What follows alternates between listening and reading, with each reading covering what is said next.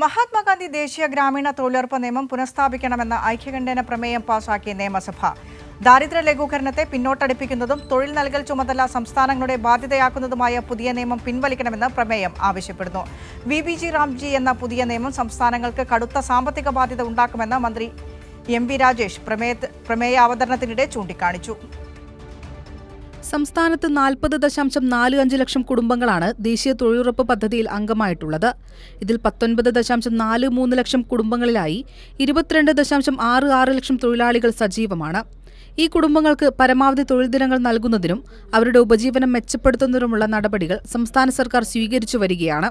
2024-25 കണക്ക് പ്രകാരം ദേശീയ തലത്തിൽ 50.23 തൊഴിൽ ദിനങ്ങളാണ് ശരാശരി നൽകുന്നത്. സംസ്ഥാനത്ത് ഇത് 66.17 ആണ്.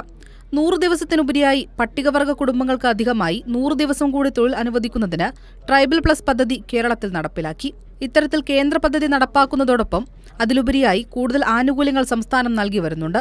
എന്നാൽ ഈ നേട്ടങ്ങളെയെല്ലാം തകിടം മറിക്കുന്ന പുതിയ നിയമത്തിനെതിരെയാണ് സഭ ഐക്യകണ്ഠേന പ്രമേയം പാസാക്കിയത്.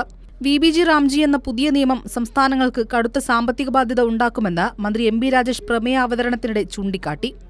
കേന്ദ്ര സർക്കാർ ഒരു വിഹിതം നോർമറ്റീവ് അലോക്കേഷൻ നിശ്ചയിക്കുകയും അതിന്റെ 40% സംസ്ഥാനങ്ങൾ വഹിക്കുകയും ചെയ്യണമെന്നതാണ് പുതിയ വ്യവസ്ഥ.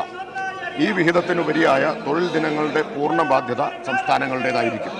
ഇതിലൂടെ കേരളത്തിന് 3500 കോടി രൂപയുടെ അധിക ബാധ്യത ഉണ്ടാകുമെന്നാണ് കണക്കാക്കുന്നത്. 100 ദിവസം എന്നത് 125 ദിവസമായി ഉയർത്തുന്നത് മൂലമുള്ള അധിക സാമ്പത്തിക ബാധ്യതയും സംസ്ഥാനങ്ങൾക്കായിരിക്കും. പുതിയ നിയമപ്രകാരം തൊഴിലില്ലായ്മ വേതനം, കൃത്യസമയത്ത് കൂലി നൽകിയില്ലെങ്കിലുള്ള നഷ്ടപരിഹാരം എന്നിവ നൽകാനുള്ള ബാധ്യത സംസ്ഥാനങ്ങൾക്കാണ്.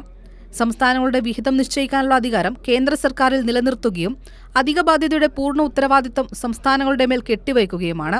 ഈ സാഹചര്യത്തിൽ സംസ്ഥാനത്തിന് അധിക സാമ്പത്തിക ബാധ്യത ഉണ്ടാക്കുന്ന പുതിയ നിയമം പിൻവലിച്ച് 2005 മഹാത്മാഗാന്ധി ദേശീയ ഗ്രാമീണ തൊഴിലുറപ്പ് നിയമം പുനഃസ്ഥാപിക്കണമെന്ന് സഭ പ്രമേയത്തിലൂടെ ആവശ്യപ്പെട്ടു. കൈരളി ന്യൂസ്, തിരുവനന്തപുരം.